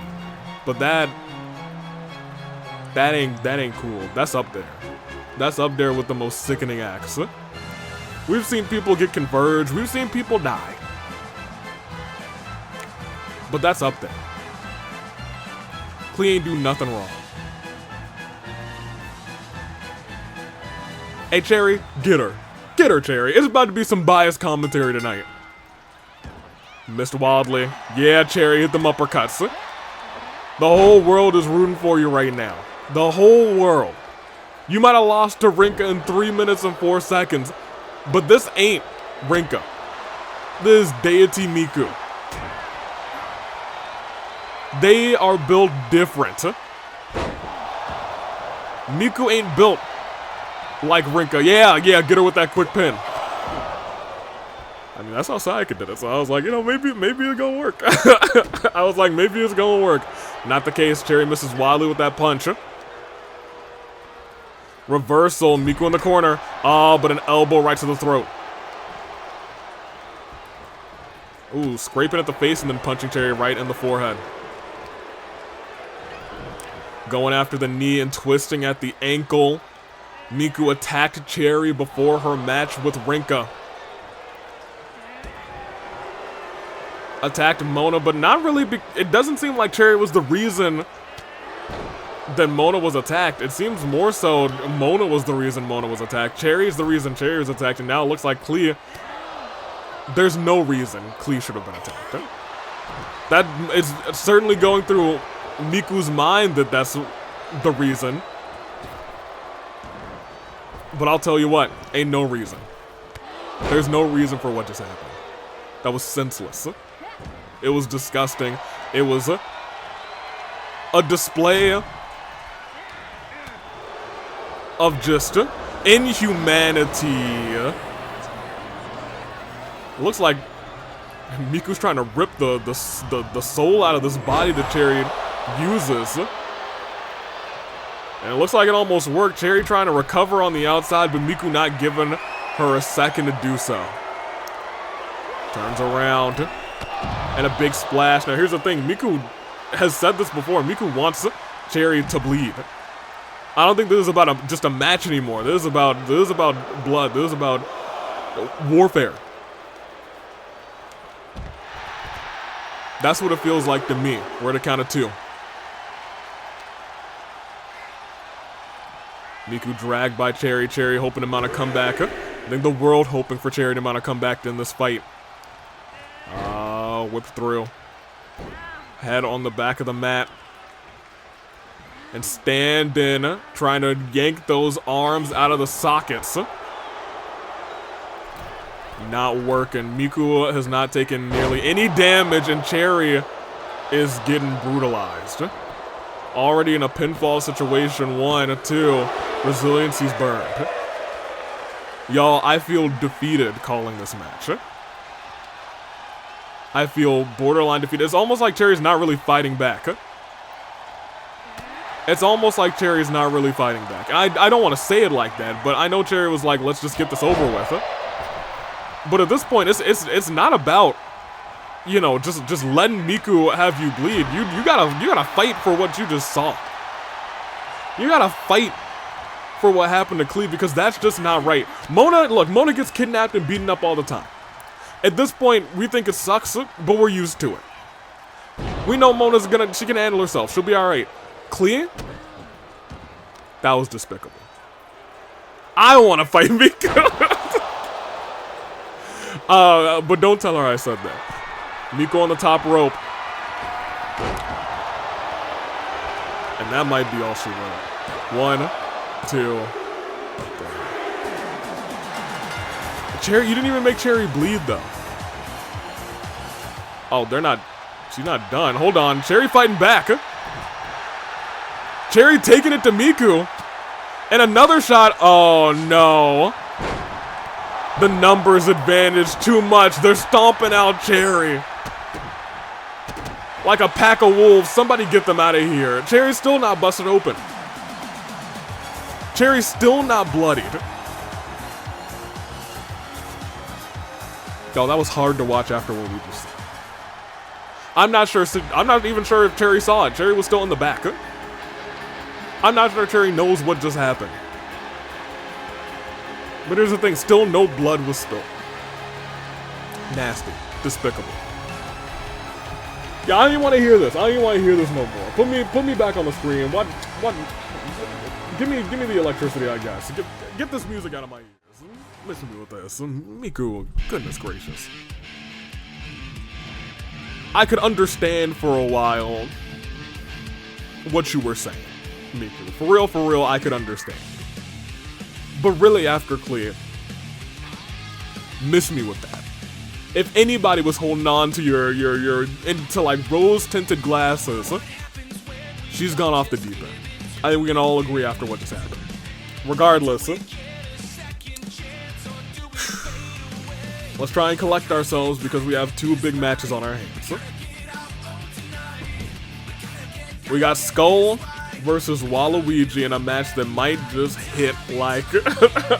I was gonna say hit like crack, but I don't know what crack hit like. Never had it. Don't do any drugs, actually. However, this might feel like doing drugs. Ladies and gentlemen, we got Ryuji versus Waluigi. They're about to go toe-to-toe tonight with their partners by their side. We're working out the details, but we will likely see the Repaired versus Team Wa at Ticket to Paradise. What kind of match? We shall see soon, but right now, hopefully this will, you know, be a nice little palate cleanser after what just happened.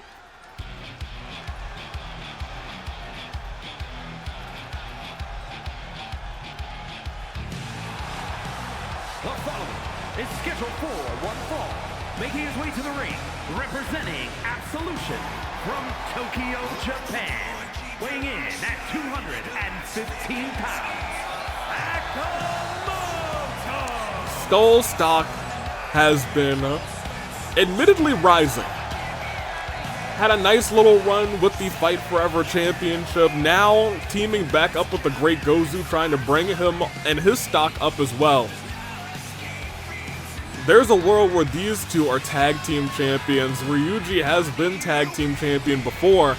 However, it was when he was a little less himself and a little more, you know, green, a little more converged. Hopefully,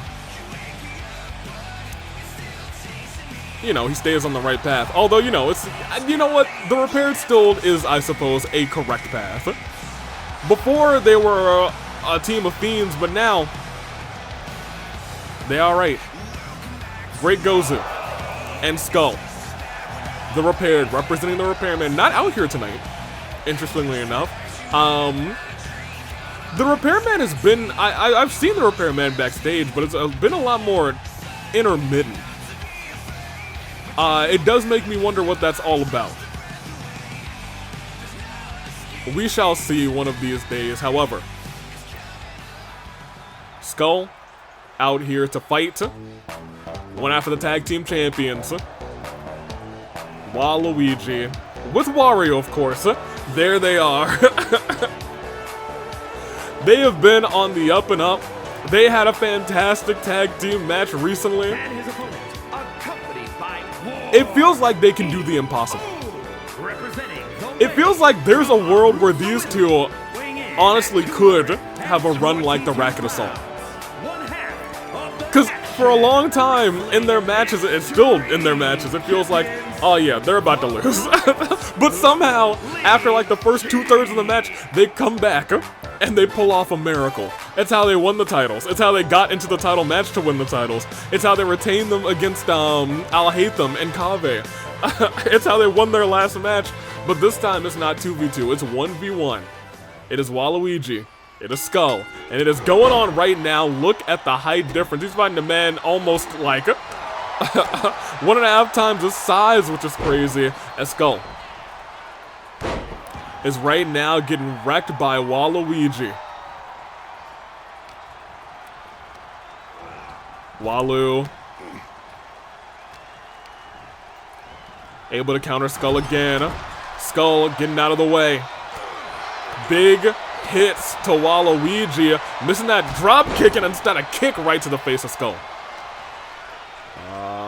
Dragged over to the ropes, you know. You gotta, I would think like maybe Wario won't cheat, but there's a real world where he will cheat. That seems very Wario of him. I'm gonna be 100 with you. I'm gonna keep it a buck. Goes over, goes under, knee right to the jaw. Waluigi rocked. Oh, missed through. Another kick right to the face of Skull, right to the skull of Skull. And sends Skull flying middle of the ring, definitely into the pinfall. Hold on, one. Nope, just one. Almost two. Hey, you know what I said? Yeah, Wario looks like he'd be doing some cheating. He literally just threw a chair in the ring. Wario! What you doing, man? He's already halfway to getting kicked out of this match. That's crazy. He said, use the chair. Wow. The referee said, what the heck are you doing? Another kick right to the jaw of Skull. Skull getting rocked by Waluigi, but not getting rocked too bad. He has gotten some good offense in. As Waluigi looking to get in even some more offense. Goodness gracious, my gosh. Stomping on the arm. Skull. Gozu, rich history together. As Skull's actually busted open this early.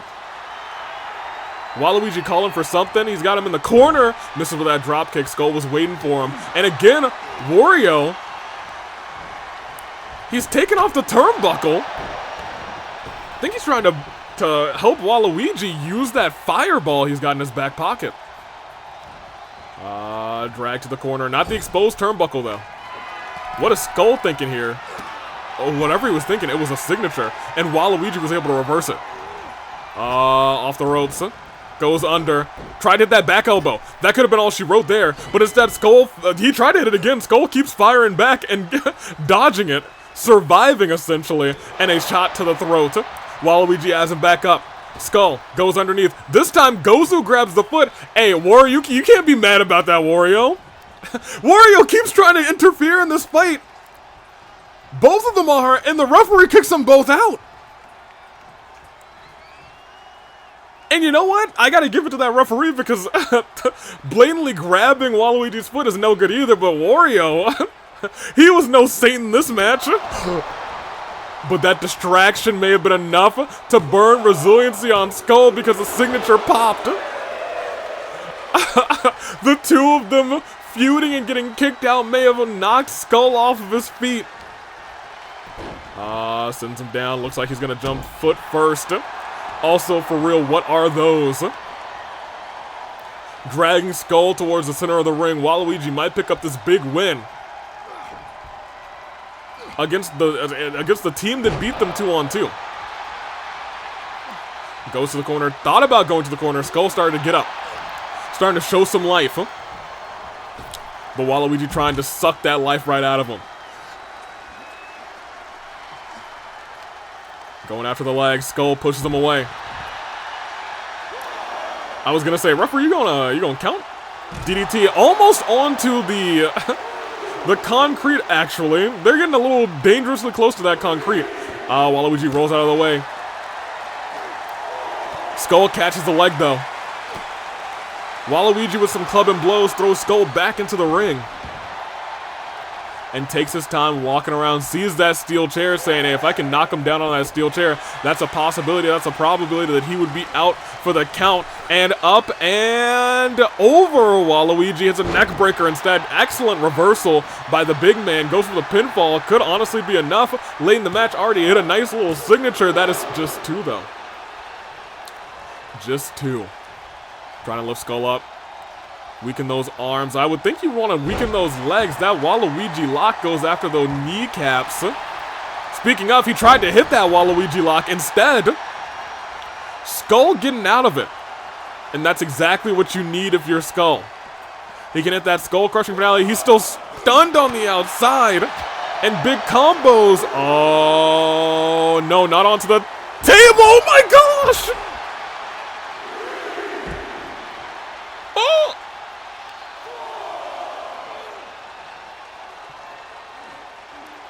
Man, I wish that was live too. But I'm glad it's recorded. Oh my gosh, count of 5. Skull might be looking for the count-out victory here. If he hits the skull-crushing finale, he's going to be out. And he does.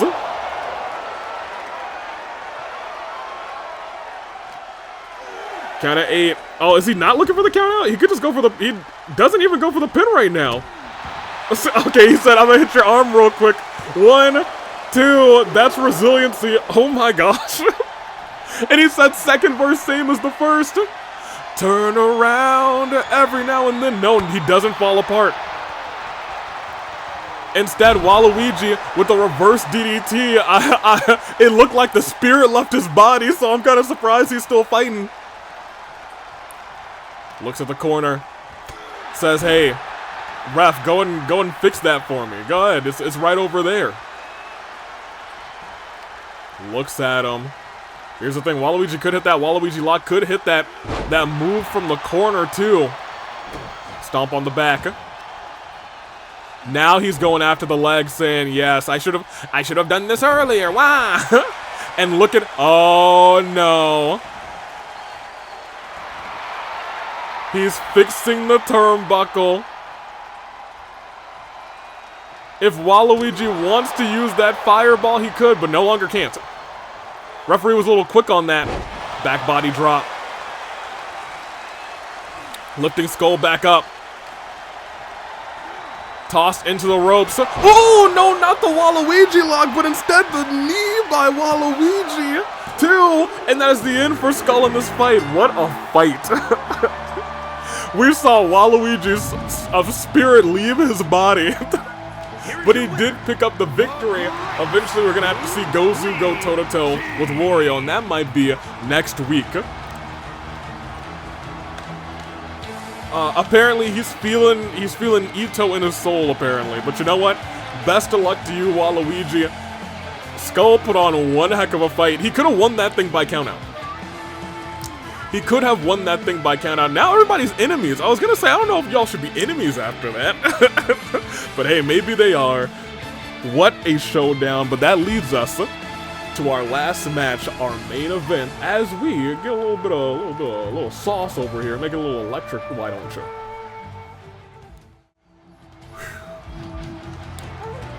Good show. Let's continue. Man, I really wish that Waluigi leaving his body, his soul escaping, was right here live, but it is what it is. That is what we needed after what Miku did earlier, but we are entering main event territory. It is going to be the Uncle Taker versus Gatekeeper, and Cassius Bright will call it because Whoever wins will face him for the AWE All-Star Championship. A true battle of 3 good guys in the ring, one of them being the special guest referee. And we all just get to sit back and enjoy. Gatekeeper, Uncle Taker. Who will face Cassius Bright? Let's put an electric ending to the show. Y'all, we're in for a treat. We are in for a show.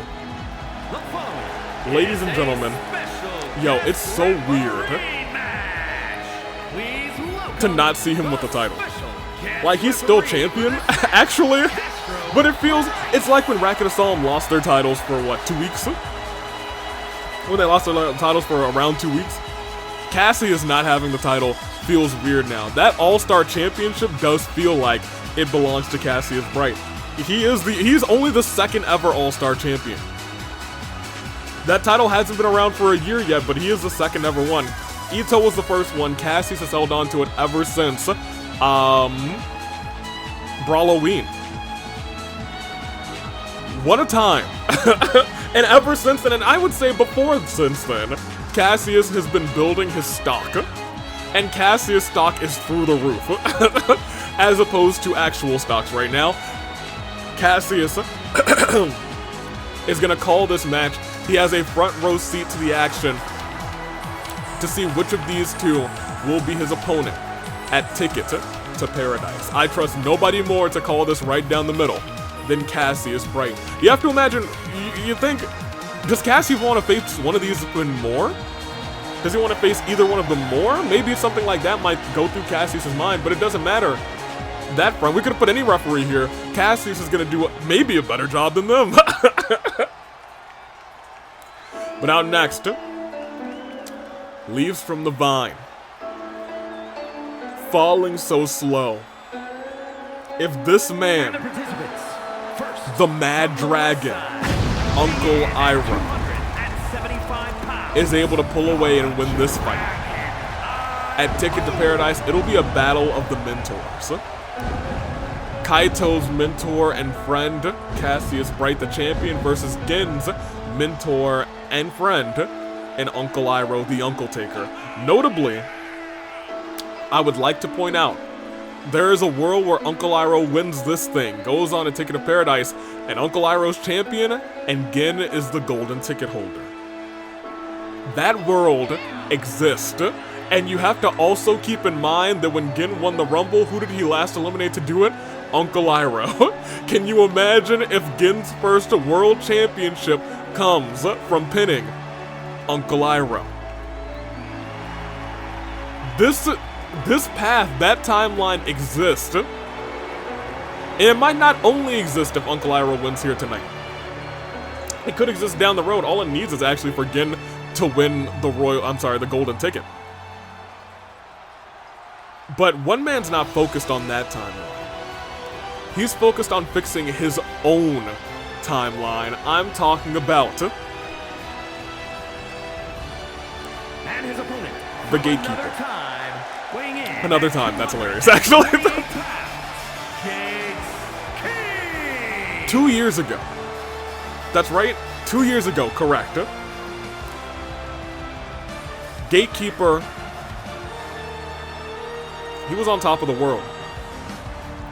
He was on his way to winning the AWE Championship, and at Ticket to Paradise, he did, but he doesn't quite remember it. Ever since getting into the Void, becoming Converged, he was essentially one of the final catalysts for all of that happening. He fell through the audience and fell through the world. It broke everything. It broke the AWE temporarily. And he wants to do this the right way. He's talked about it a lot. He said he wants to work his way back to the top, win championships. He wants to win them as him. He doesn't remember winning the AWE Championship, and he's still not there. But he will go and say, hey, the All-Star Championship, its prestige is just as great, especially with a champion like Cassius Bright. A World Championship could be an Gatekeeper's future once again at Ticket to Paradise. This time, will he remember it? Certainly, unless something terrible happens again, which would suck. That would really suck for the Gatekeeper, actually. But he's got to get through Iroh to get here. The real question tonight, will it be the Gatekeeper versus Cassius? Or will it be the Gatekeeper who's the gate for Uncle Iroh to pass through to get to Cassius? We find out tonight, 1v1. Winner faces Cassius Bright for the AWE All-Star World Wrestling Championship. Or I guess Wrestling World Championship. That's correct. I know my titles' names, I promise. Couple shots to the gut. Even start to this matchup. Big forearm, though, sends Gatekeeper into the corner. Also, once again, daily reminder to take your allergy medication. It is pollen season, my gosh! I'm sorry, you dropped him on his head? Like that? And he kicked out at 1? He destroyed him? And this is why we joke about, that's the Uncle Taker. You don't want to go one-on-one with the Uncle Taker, playa. You really don't. You really don't. Gatekeeper, I think, now realizing that, because Uncle Iroh's still completely fresh, Gatekeeper could turn this all around. Goes for one very quick, hold on. Hold on a minute. I was going to say, he went for one very quick shot onto Uncle Iroh, went for a pin right after dropping him on the ropes, but maybe Uncle Iroh fell on those ropes wrong. Oh, what is he going for here? Tornado DDT, center of the ring. Iroh rolls out in just a couple of moves. Things have really evened out in this matchup. Has him from behind. Back body drop by the Gatekeeper as Cassius starts to make his count. Big shot to the face of the Gatekeeper. Big kicks by Uncle Iroh, though. Ooh! Has him up.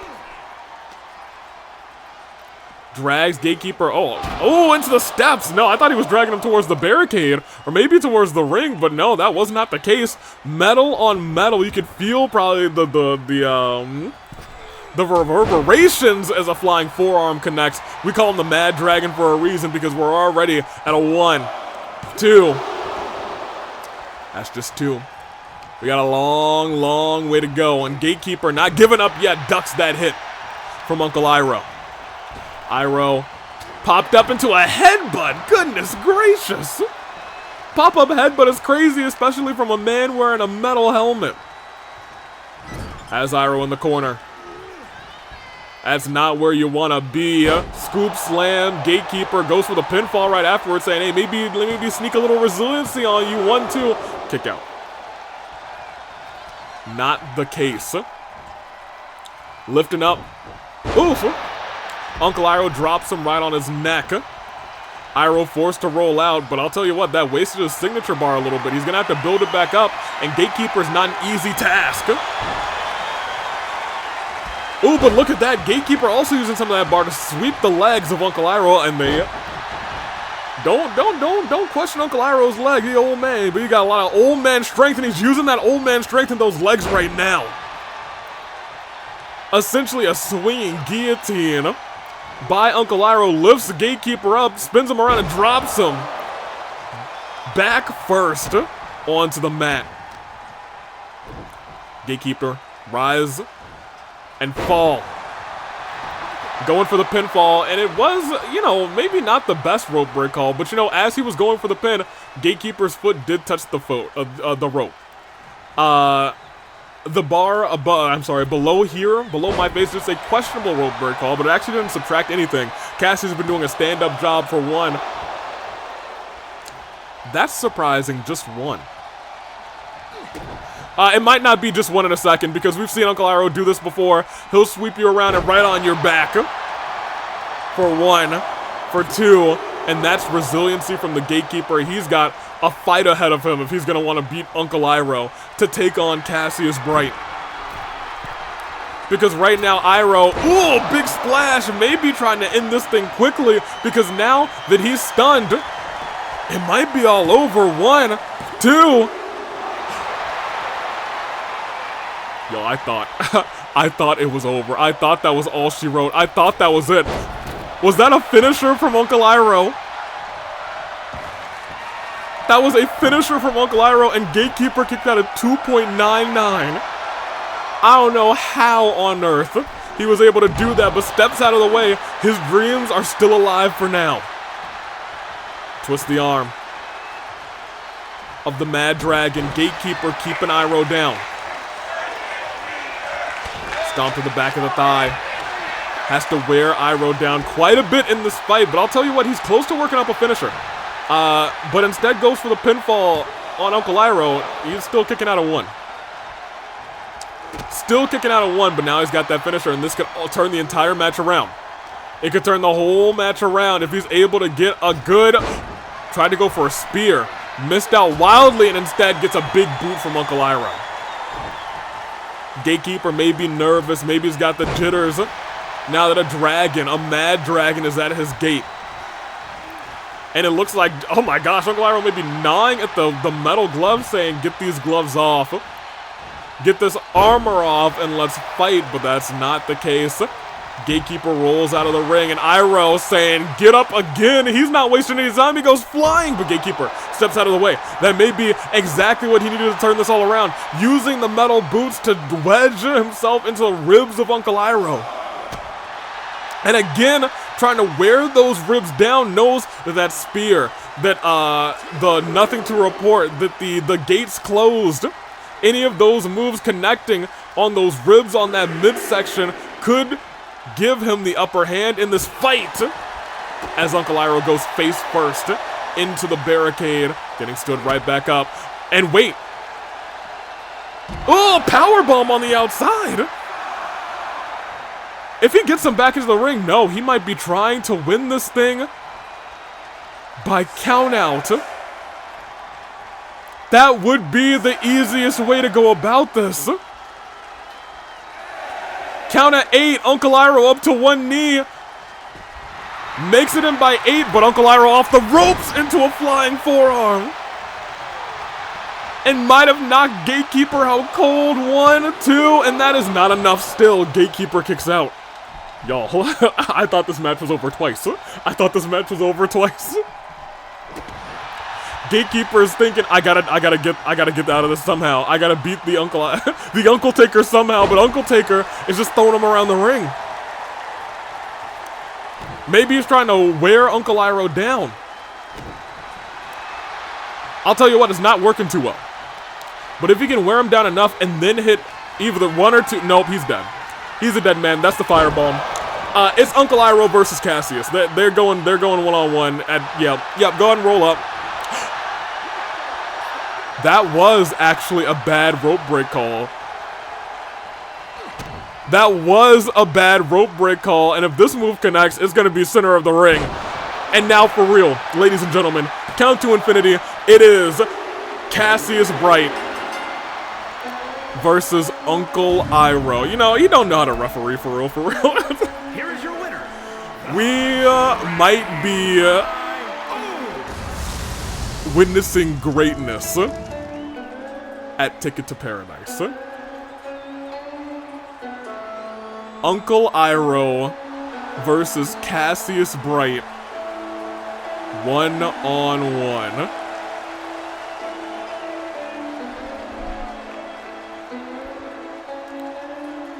Yo, that might be the greatest match some of us have ever seen. If you thought Cassius versus Shin cooked, I can't wait to see these two go at it at Ticket to Paradise. I think that is going to be something special. And that's our show. Very good show, except for one piece specifically. But I digress, let's talk about it. Uncle Iroh is officially going one-on-one with Cassius Bright for the AWE All-Star Wrestling World Championship. And it's gonna be awesome. Waluigi was able to put away Skull in what turned out to be a fantastic match. Deity Miku ran through Cherry, but Cherry still didn't bleed. Markiplier will be going on to face the winner of your other triple threat between Between here, let me pull up my list. Between Goro Majima, between Robbie Ryan, and between Whimsical, Rinkah and Camilla, they got some in-ring chemistry. It was something special, but once again, Rinkah comes out on top. 3 more chances until Ticket to Paradise for somebody to put her down. It's apt to say that only one person has pinned her, and that's Hu Tao, but I want to point out, since she's been back, she has not lost a 1v1 match. And in total, she's had quite a few 1v1 matches. Like, legit. So, like, 2025 Rinkah one-on-one matches is something fierce. Kim Possible will go also one-on-one with the winner of Aqua, Cassidy, and Sage. Burnice beat Sayaka handily, saying, "The Rumble wasn't a fluke, and you should see me more in singles action." And lastly, King Dedede finally picked up a big victory against Booker T. We had a good show. We had a fantastic show. Let's check our news real quick. Anybody cleared? Oh my gosh, there's a lot of news. Goodness gracious. Chaos broke loose during Skull and Waluigi's match when their partners at ringside, the Great Gozu and Wario, brought their fighting inside the ring. Their shouting and trash talking brought the match to a standstill until the referee could restore order, but it's clear the issues between these teams are just heating up. Miku led a brutal beatdown on Cherry after taking a win over her, with Futaba and Chi-Chi joining in the attack. The team's vicious side has become an even bigger threat as they move to dominate their tag rivals through tag rivals? Cherry don't got a team. I guess if you're talking about Mona and Klee, they beat them both up so Cherry couldn't escape and didn't have any help. Klee was supposed to be out there with her. Booker T injured. No. Booker T. Father cleared. Kave cleared. Kave, baby. And Kuzu's not here to try and murder you, baby. Pi has also been cleared after getting murdered by the Uncle Taker.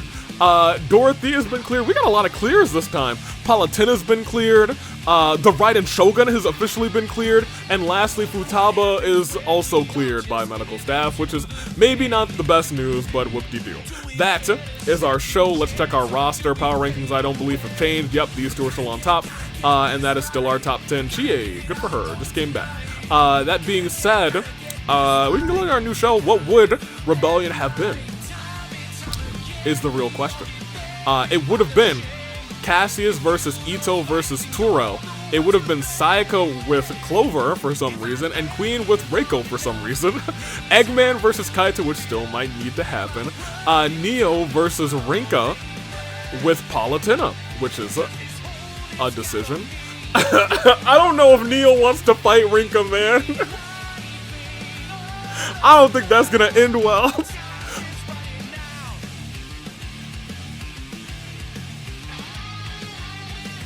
Okay, well, that's always gonna be a banger. And March 7th, and Now versus Kotoko and Father. That's not right. That would be our fracture. I'm sorry, our rebellion, though. I will be live again next Friday, officially.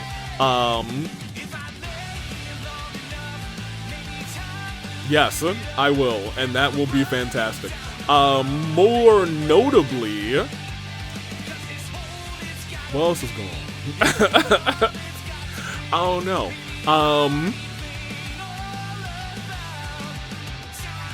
What else is going on?